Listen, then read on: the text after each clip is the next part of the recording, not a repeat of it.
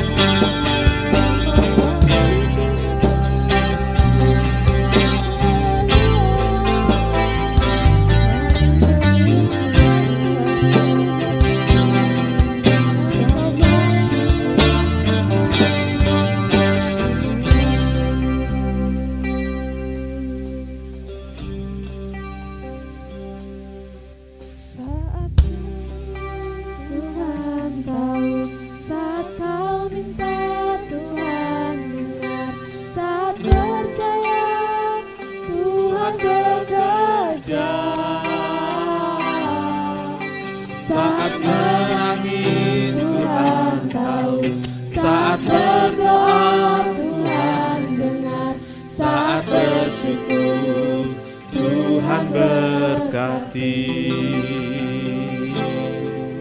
Saat bersyukur Tuhan berkati.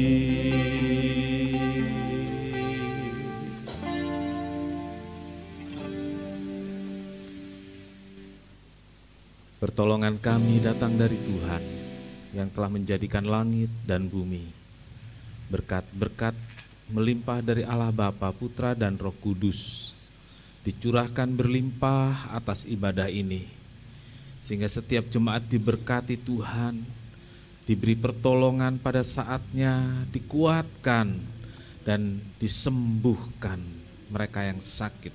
Melalui ibadah ini, berkat Tuhan, kasih sayang dan kuasa Tuhan dilimpahkan dari awal ibadah sampai selesainya, bahkan seumur hidup kami. Terima kasih Tuhan, terima kasih. Kami mohon berkat untuk ibadah ini. Alaskan doa dengan iman dalam satu nama, yaitu di dalam nama Tuhan Yesus Kristus Juru Selamat dan Penebus kami berdoa. Amin. Silakan duduk. Siap untuk memuji Tuhan pada pagi hari ini? Mari kita pujikan pujian ini sama-sama. Pujikan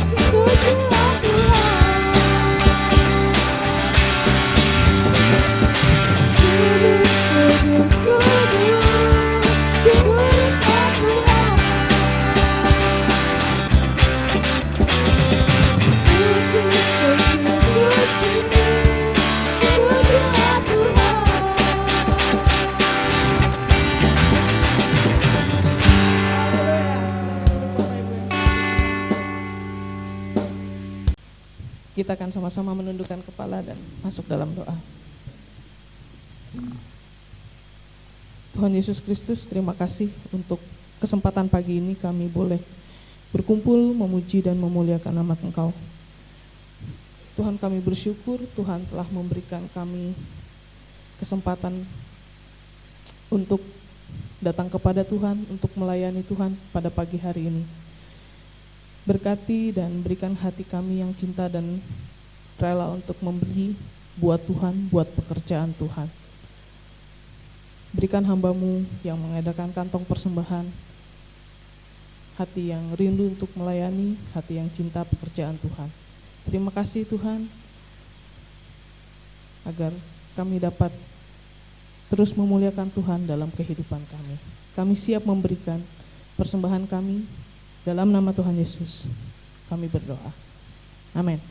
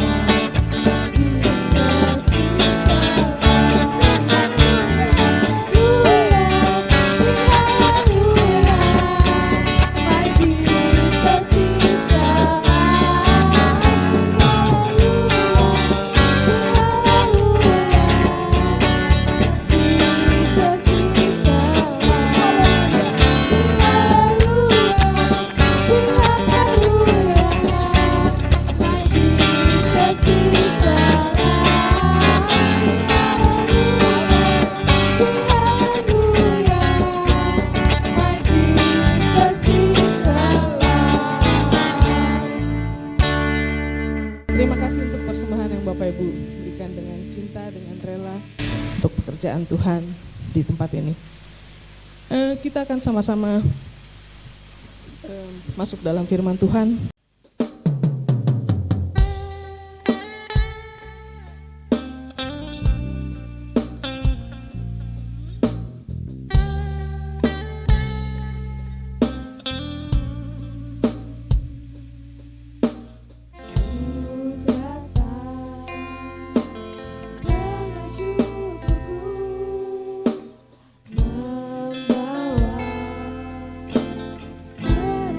Membawa diriku aku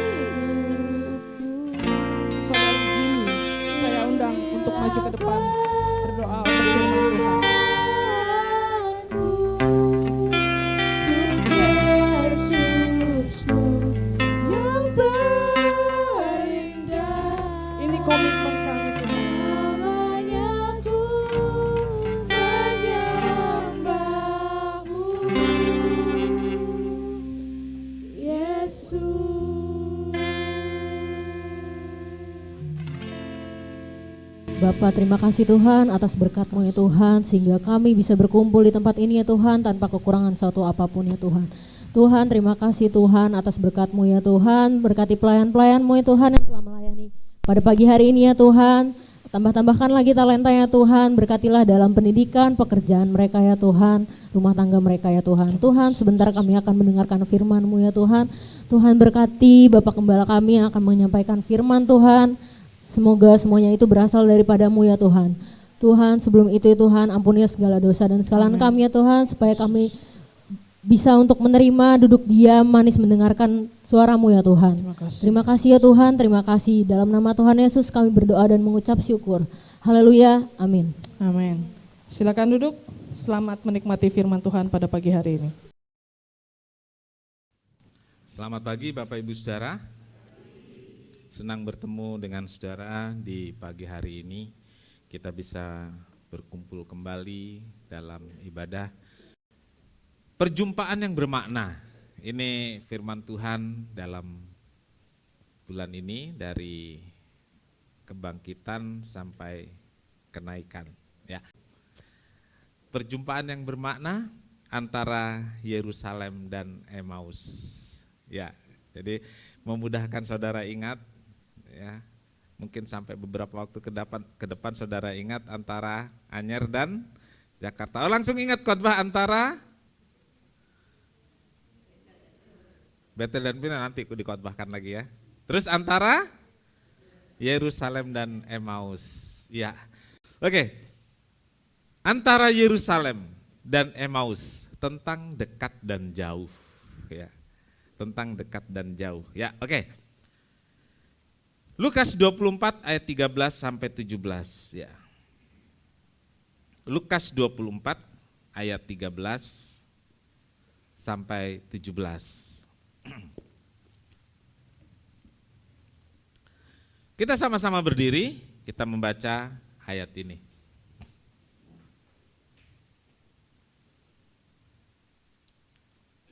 Saya bacakan demikian firman Tuhan, jemaat memperhatikan baik-baik.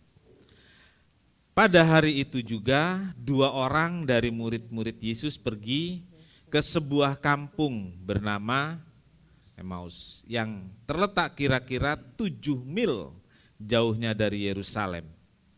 Dan mereka bercakap-cakap tentang segala sesuatu yang telah terjadi. Ketika mereka sedang bercakap-cakap dan bertukar pikiran, datanglah Yesus sendiri mendekati mereka. Lalu berjalan bersama-sama dengan mereka. Tetapi ada sesuatu yang menghalangi mata mereka, sehingga mereka tidak dapat mengenal Dia. Yesus berkata kepada mereka, apakah yang kamu percakapkan sementara kamu berjalan? Maka berhentilah mereka dengan muka muram. Bapak Ibu Saudara, amin. Silakan duduk. Bapak Ibu Saudara, penggalan dari peristiwa antara Yerusalem dan Emmaus. Bisa sedikit saja ditambah, sedikit saja. Ya. Penggalan cerita, saudaraku. Tidak kita baca semua, nanti ada bagian berikut yang akan kita baca. Diakhiri dengan kalimat ini, saudaraku. Berhentilah mereka dengan muka muram.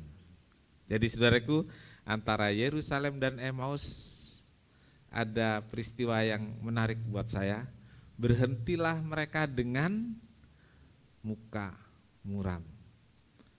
Mungkin kisah cintanya putus ya, lalu mukanya gitu ya. Kalau cintanya putus mukanya pengalaman pribadi rupanya. Saudara-saudaraku, antara Yerusalem dan Emmaus, kita akan belajar dari peristiwa yang tidak 3 malam seperti Anyer dan Jakarta, tidak. Dia hanya peristiwa, mungkin perjalanan itu beberapa jam saja di sore hari. Tapi kita bisa belajar dari peristiwa ini. Kita bisa melihat dari peristiwa ini sesuatu yang bisa kita jadikan pedoman dalam perjalanan hidup kita. Saudara-saudara, Yerusalem sejak dulu adalah pusat keagamaan. Yerusalem sejak dulu adalah pusat pemerintahan dan kota bisnis. Itu yang harus kita pahami, Yerusalem. Pernah ibu kota Israel dipindah ke Tel Aviv, kan begitu ya. Lalu pada tahun 2018 itu ramai dibicarakan bahwa ibu kota dipindahkan kembali ke Yerusalem. Dunia gempar, gitu ya. Dunia gempar. Adalah satu keuntungan bagi sebagian orang kalau Yerusalem bukan jadi pusat pemerintahan. Tel Aviv saja, gitu ya. Tetapi saudaraku, sejarah mengatakan Yerusalem itu adalah pusat pemerintahan, pusat dagang, dan terlebih pusat keagamaan karena bait Allah ada di sana, di Yerusalem. Dan Daud memerintah di mana? Di Yerusalem. Kan begitu. Jadi saudaraku, Yerusalem itu pusat keagamaan, diakui, bukan diakui atau tidak diakui, semua mengakui, ya. 3 agama besar itu mengakui bahwa Yerusalem pusat keagamaan. Baik itu terutama orang Yahudi, Israel.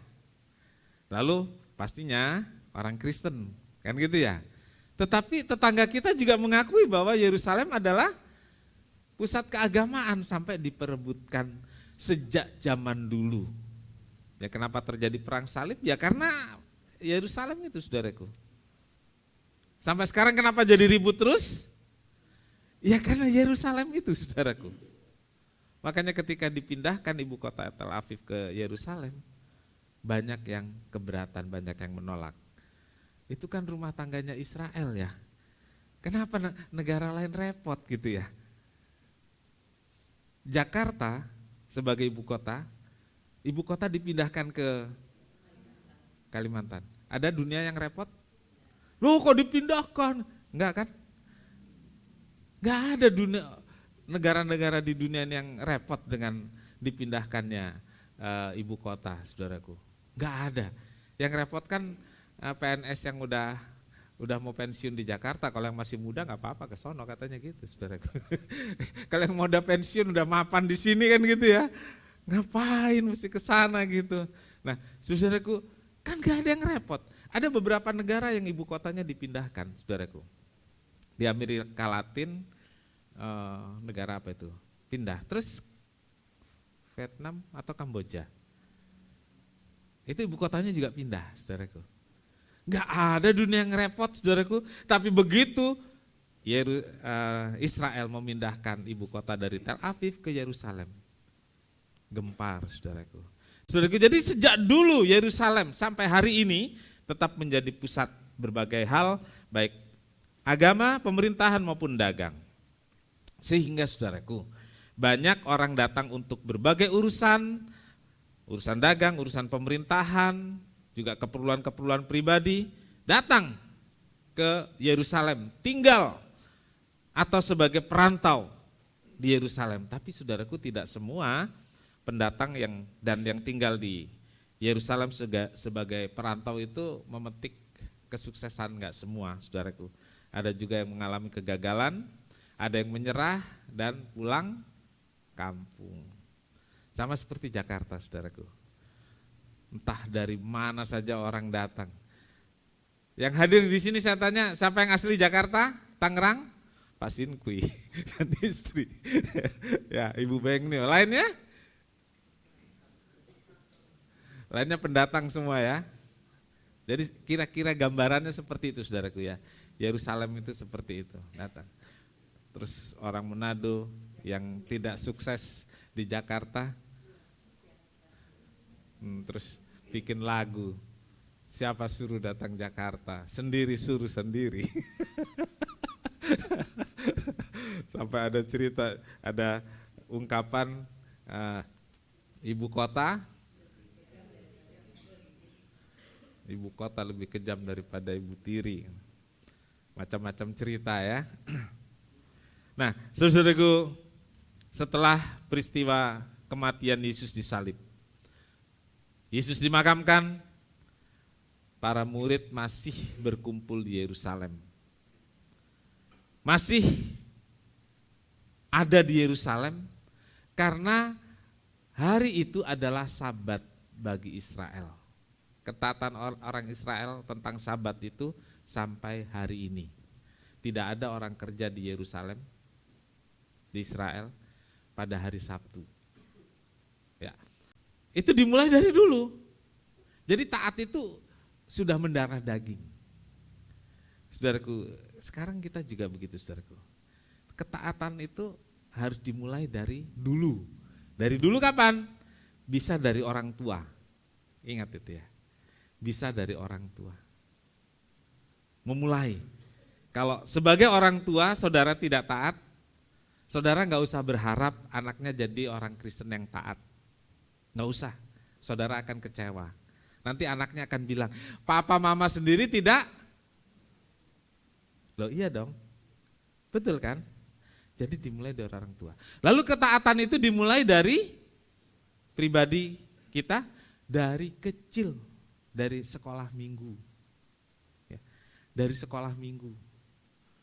Dan saya tahu saudara-saudara anak-anak muda yang sekarang ini taat dan rajin, itu dari sekolah minggunya memang begitu. Kan di absen ya dulu ya. Taat pada Tuhan itu harus dimulai dari awal, dari kecil. Gitu. Ada podcast tentang perpuluhan kemarin ngobrol sama Pastor Gisel. Kalau dari gaji saudara kecil nggak kasih perpuluhan, setelah gajinya gede tambah pelit sama Tuhan. Serius ini yang ngomong siapa Sal? Ernest, saudara tahu Ernest Prakoso? Prakasa. Ternyata saudara lebih tahu ya, Ernest. Dia bilang kalau punya gaji 1 juta nggak kasih perpuluhan, punya gaji 100 juta, semakin pelit pada Tuhan. Nggak akan kasih. Kalau saudara gaji UMR nggak kasih perpuluhan, saudara tidak akan bisa kasih perpuluhan ketika gaji saudara lebih dari itu. Rasanya gede amat, uang saya kan semua. Sampai Ernest Prakasa itu dia bilang waktu dia punya uang katakanlah dapat gaji 20 atau 50 juta, dia sudah patok. Punya saya, kalau dia punya gaji 20 juta, punya saya berapa? Punya saya 18. Karena dulu dia diajar perpuluhan oleh mamanya, gitu. Uang jajan aja potong perpuluhan. Sekarang saya tanya ini soal ketaatan nih. Siapa yang waktu dikasih uang jajan mamanya sisihkan perpuluhan dulu waktu kecil?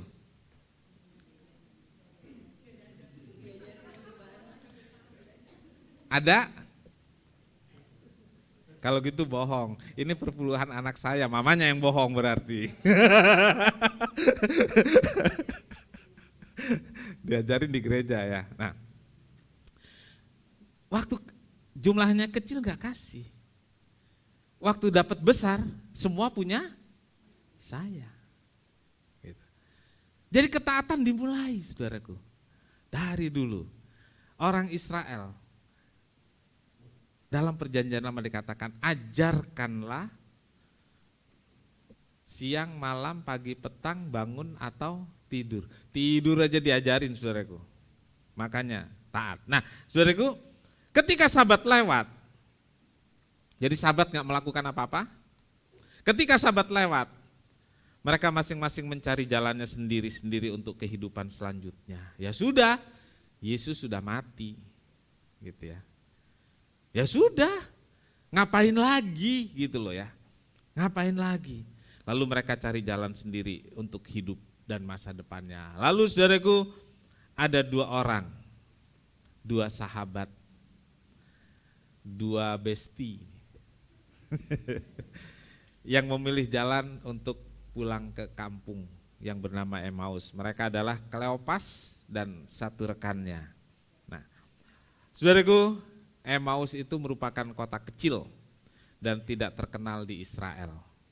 Ya, kota kecil nggak terkenal. Ada catatan juga, Emmaus ini memang kota kecil tapi tempat orang mencari hiburan dan bersenang-senang.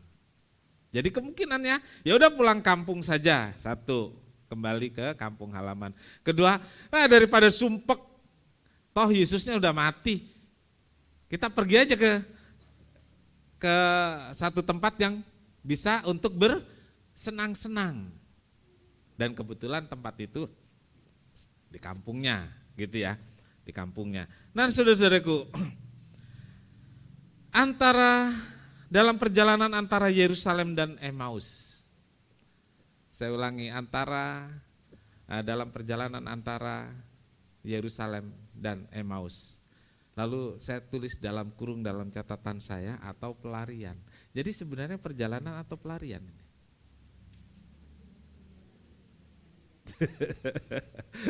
Ya, perjalanan atau pelarian? Lebih tepatnya pelarian. Saudara pernah mengalami ketika sumpek terus ngomongnya jalan ke mall padahal pelarian. Makanya jangan cari pelarian yang salah, tapi ada pelarian yang betul. Seorang penulis lagu bilang kan gini, jiwaku lari padamu, kau saja tahu susahku. Nah, itu pelarian yang betul. Ya, oke. Saudara-saudaraku, mereka pergi dan dalam perjalanan antara Yerusalem dan Emmaus itu terjadi hal yang tidak terduga. Dan melalui peristiwa yang luar biasa inilah yang dialami dua murid ini, Kleopas dan rekan.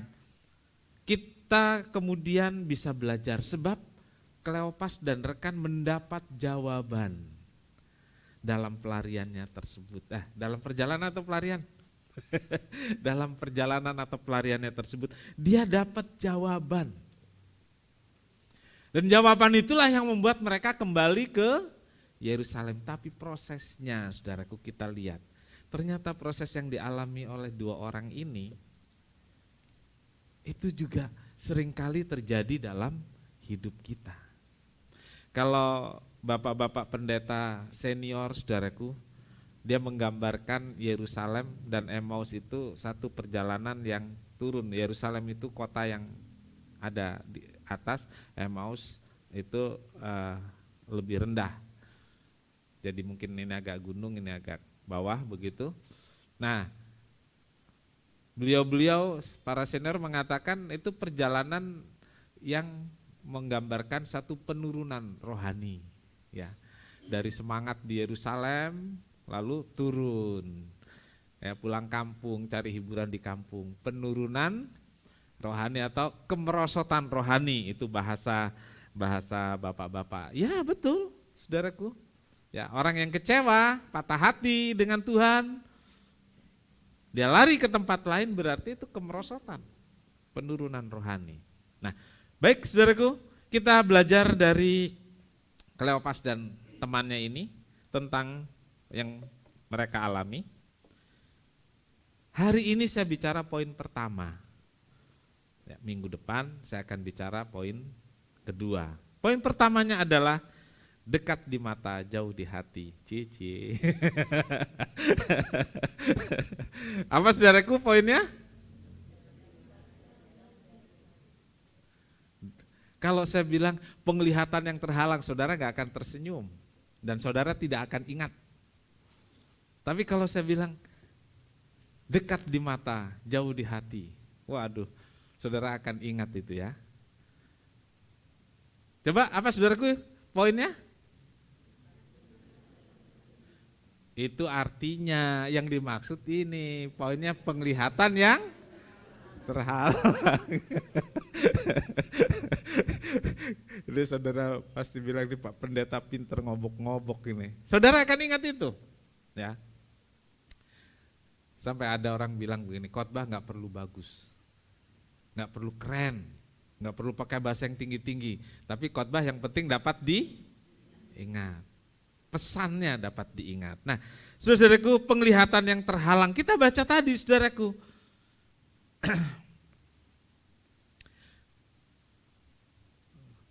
Di ayat yang mana itu? Ayat 16. Ya. Tetapi ada sesuatu yang menghalangi mata mereka. Ada sesuatu yang menghalangi mata mereka sehingga mereka tidak dapat mengenal Dia. Saudaraku, dalam perjalanan antara Yerusalem ke Emmaus, dua orang ini saling curhat, saudaraku. Saling mencurahkan isi hati, saling menceritakan kegalauan mereka. Mereka sama-sama mengalami peristiwa itu. Mereka galau, mereka gelisah, mereka nggak ngerti mau bikin apa, saudaraku. Dan kesamaan pemikiran dan perasaan itulah yang kemudian membuat mereka memilih untuk meninggalkan Yerusalem. Ya, jadi pilihannya ya sama nih, pemikirannya, perasaannya sama, dan mereka memilih untuk meninggalkan Yerusalem dan bersama-sama mereka menuju Emmaus. Tetapi saudaraku, dalam perjalanan antara Yerusalem ke Emmaus itu ada orang yang tiba-tiba dekat mereka dan mereka kemudian berjalan bersama-sama mereka.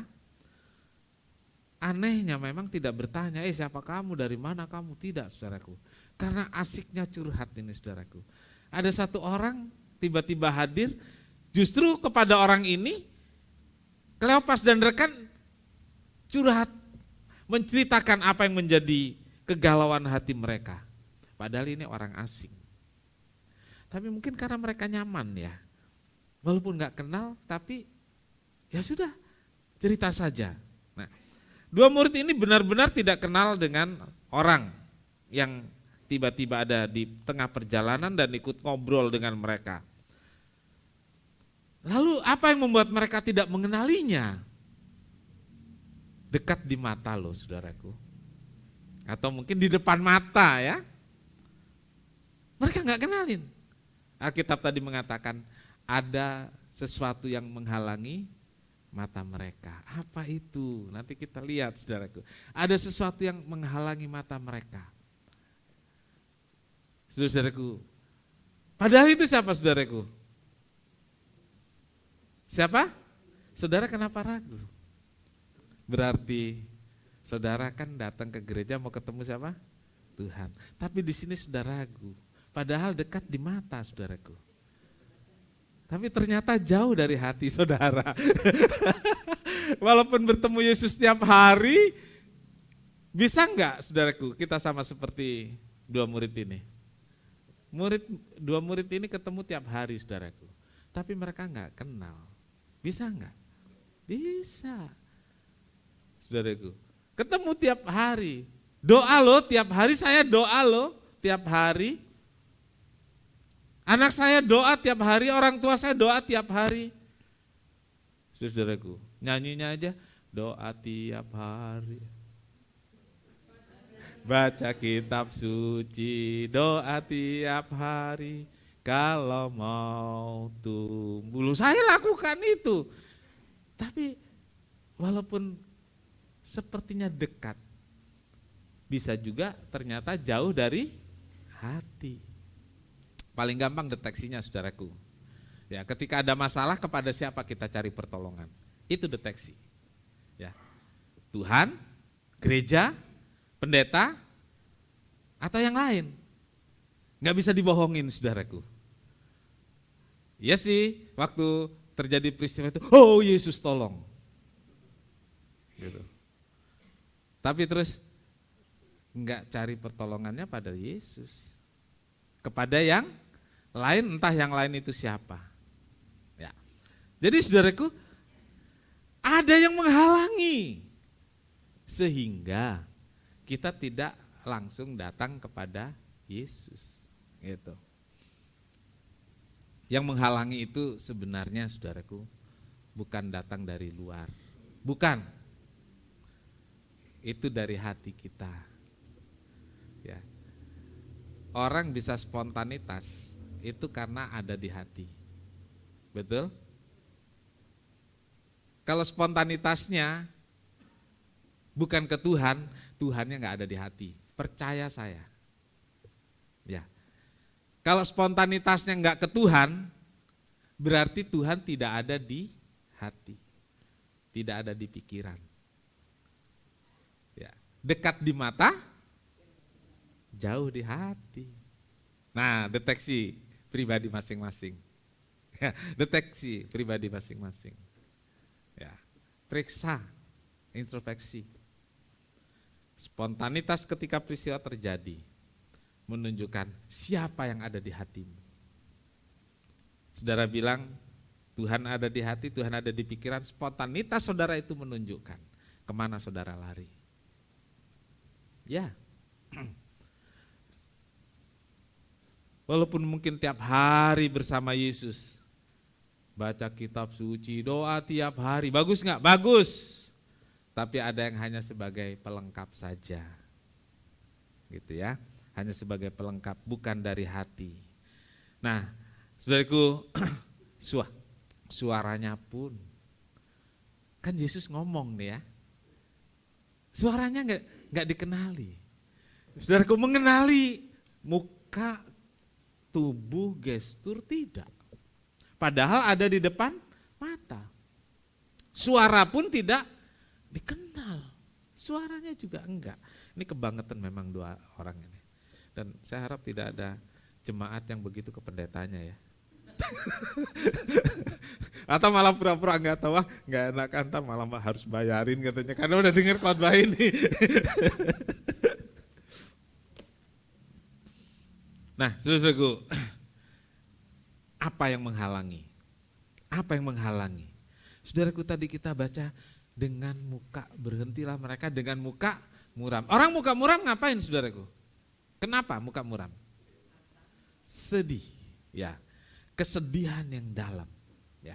Kesedihan yang dalam. Apakah yang kamu bicarakan? Mereka berhenti dan mukanya muram. Saudaraku, kesedihan itu terlihat dari wajah yang muram. Dan hari ini ada yang sedih enggak ya? Coba saya lihat satu-satu. Waktu saya lihat satu-satu, yang tadinya sedih jadi ketawa. Kecuali yang pakai masker ya, enggak kelihatan.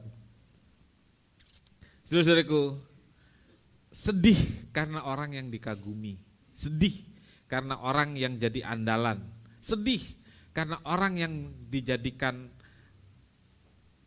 sandaran untuk masa depan itu ternyata mati mengenaskan. Jadi dua orang ini diliputi kesedihan. Siapa yang gak sedih? Ya, orang yang dekat dan selama ini diikuti, dikagumi. Nggak ada lagi. Nggak ada lagi. Jadi sedihnya sangat dalam.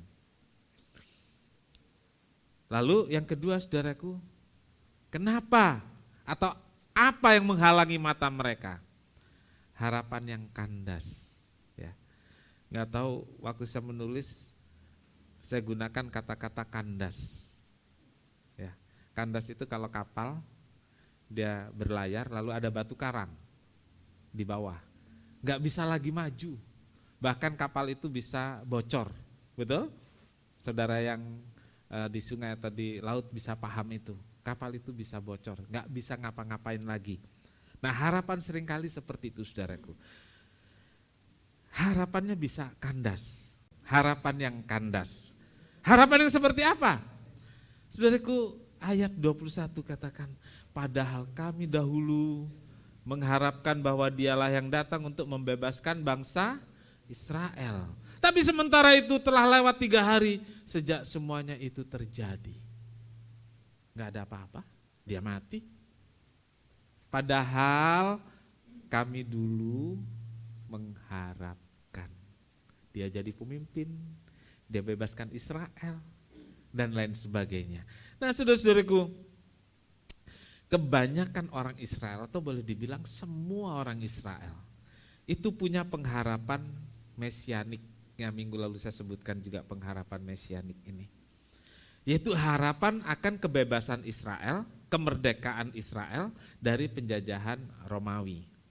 Bagi murid-murid Yesus, yang juga mengharapkan Yesus jadi pemimpin yang bebaskan Israel. Sebenarnya kalau bahasa pemerintah Romawi, Yesus itu memberontak untuk menggulingkan pemerintahan Romawi. Nah, saudara-saudaraku, senang banget ini saudaraku, orang-orang Israel dengan Yesus, karena diharapkan jadi dia memberontak dan memimpin. Makanya saudaraku, ada tokoh partai yang masuk jadi murid Yesus, namanya Simon orang Zelot. Zelot itu nama partai saudaraku, partai Zelotis saudaraku. Dia pikir ini Yesus populer, saya pindah saja jadi murid Yesus gitu loh. Karena Yesus makin kuat, Yesus makin dikagumi.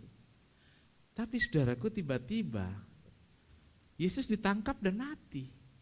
Maka mati punlah harapannya. Makanya saya katakan harapan yang kandas. Kalau bensin kandas, Pak Pasaribu, nggak bisa jalan lagi kan? Berhenti dia, karena bensinnya kandas. Kalau kapal kandas kena karang, nggak bisa jalan lagi. Kalau harapan kandas, ya sudah berhenti, nggak bisa apa-apa lagi.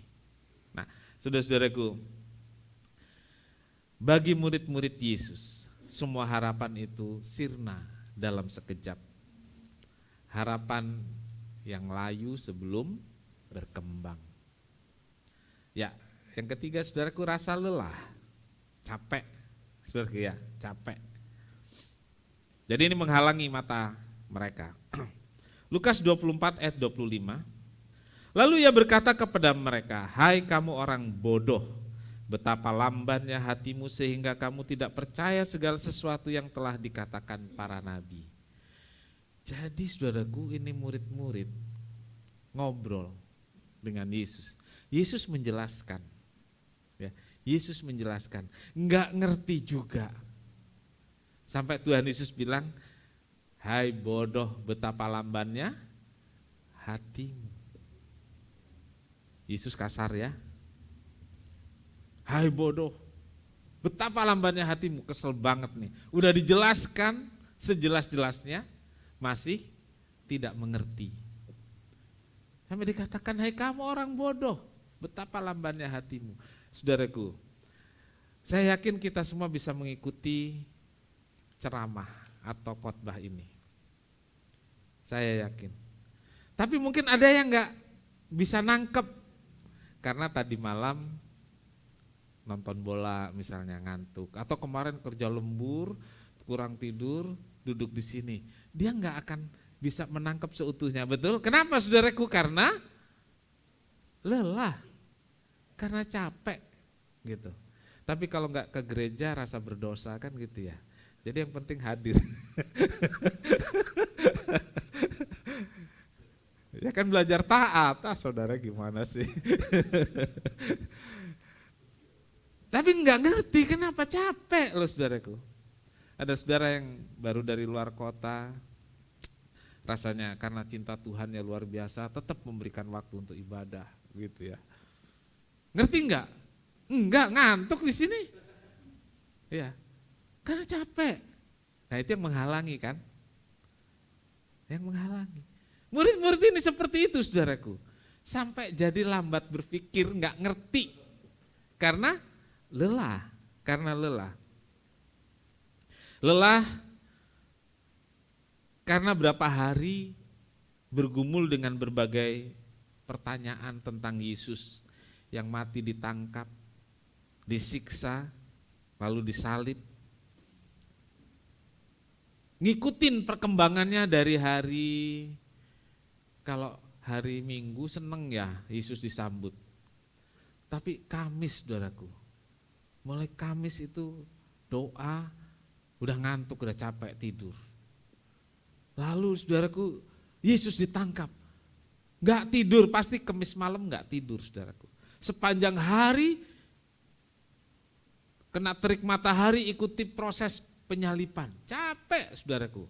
Lalu Jumat malam, mereka kumpul, kira-kira bisa tidur gak? Enggak lah, mereka diskusi, mereka saling menyalahkan, mereka memikirkan bagaimana harus cari jalan keluar.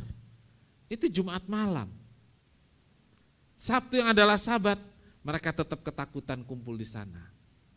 Jadi itu kondisinya saudaraku, mereka lelah. Mereka lelah fisik,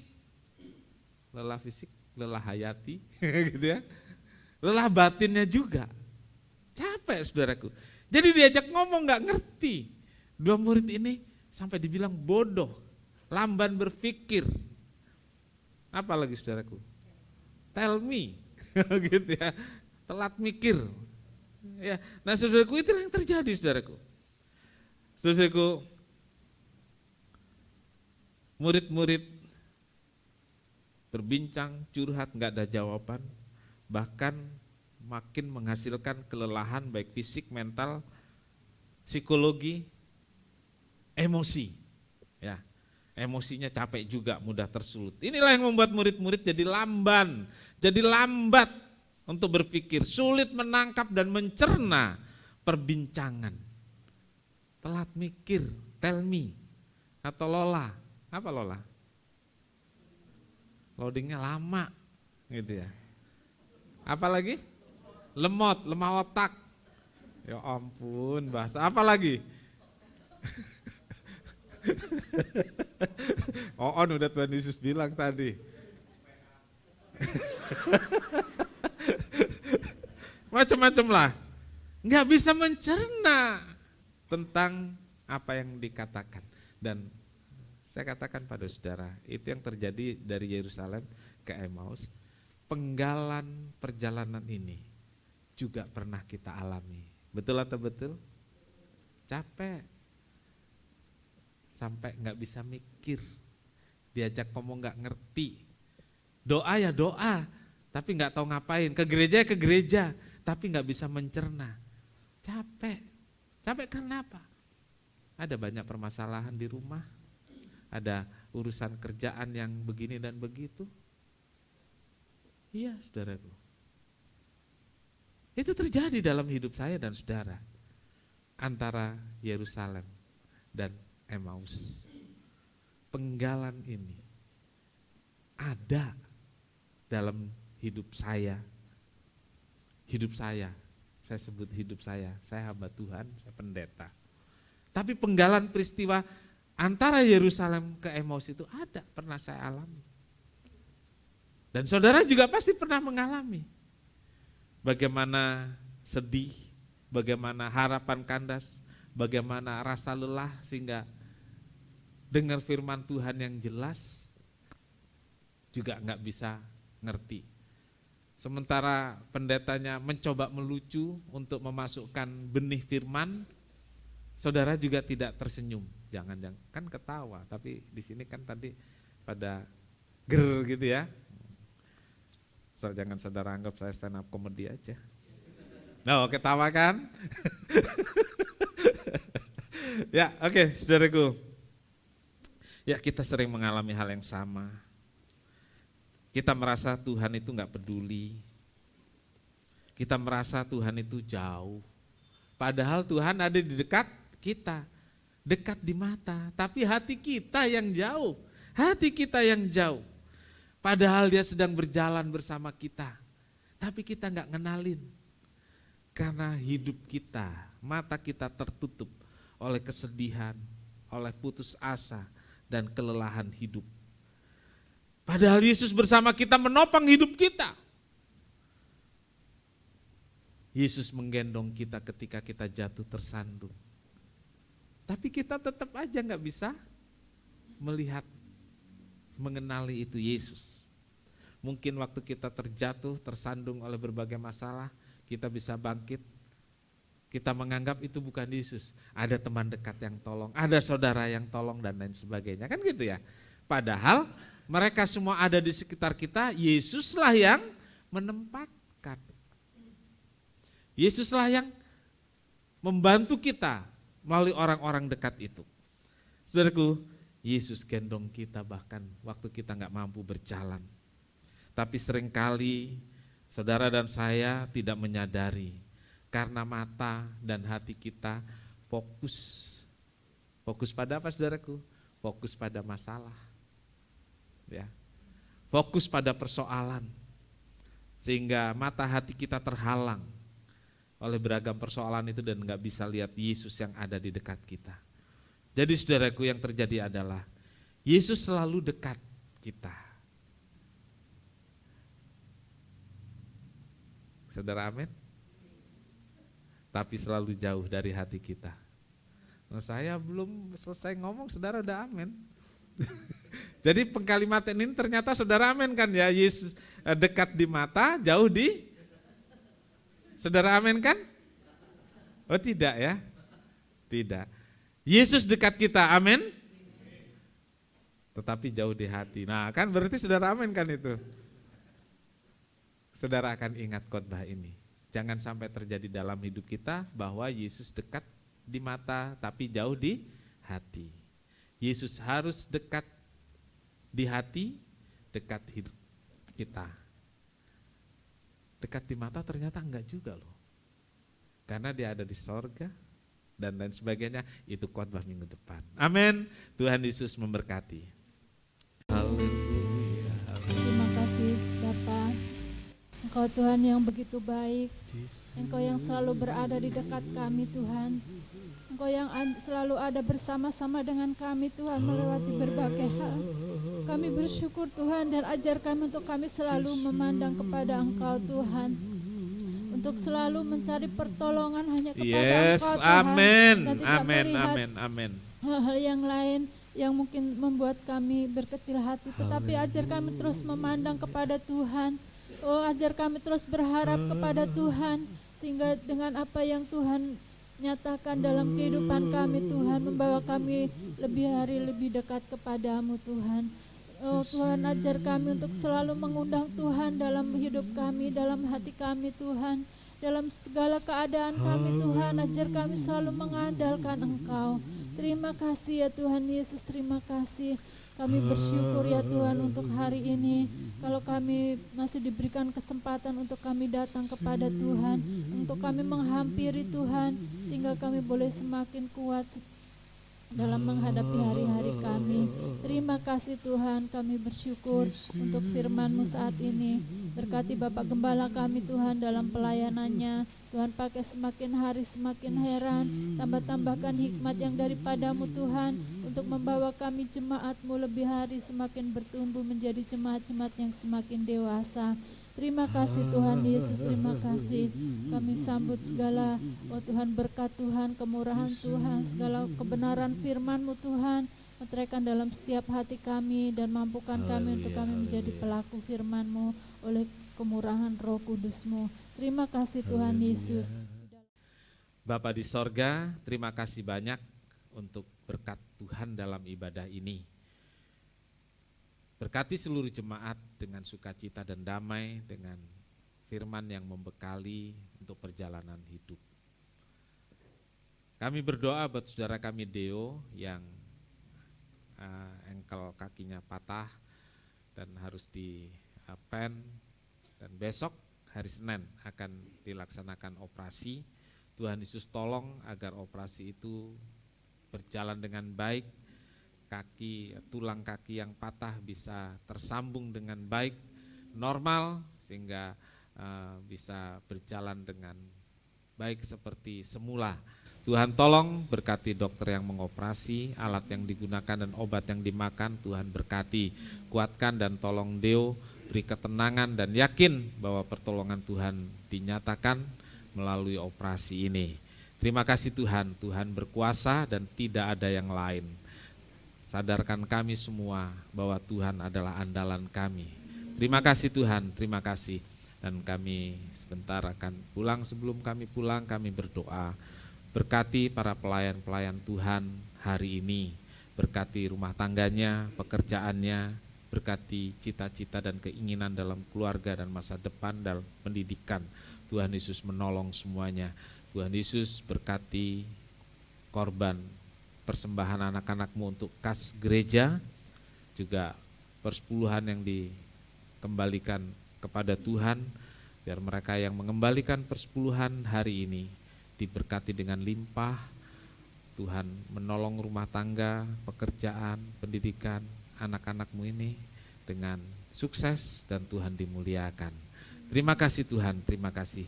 Pimpin kami pulang dengan selamat, jaga lindungi, dan kami teringat rekan kami yang hari-hari ini masih di perjalanan pulang kampung dan akan kembali ke Jakarta.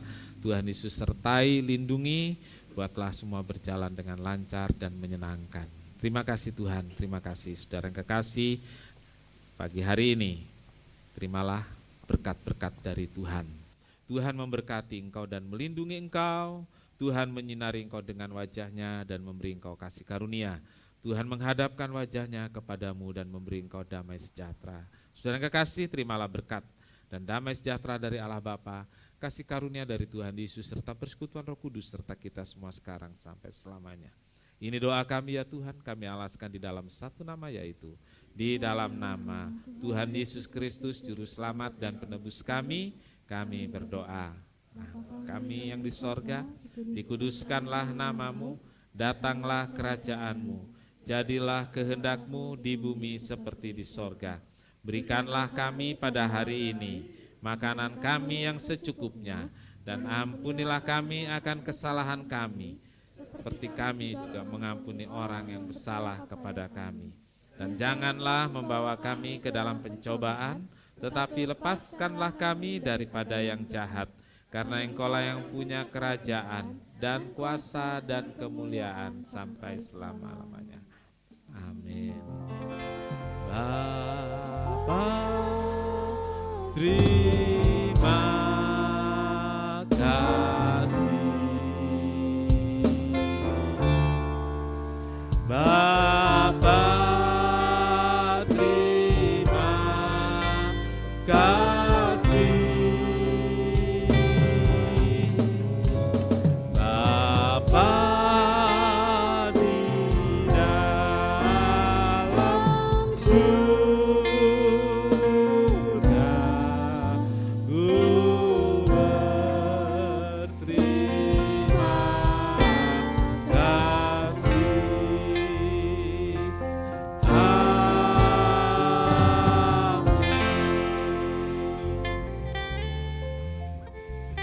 Sekian kebaktian, Tuhan Yesus memberkati.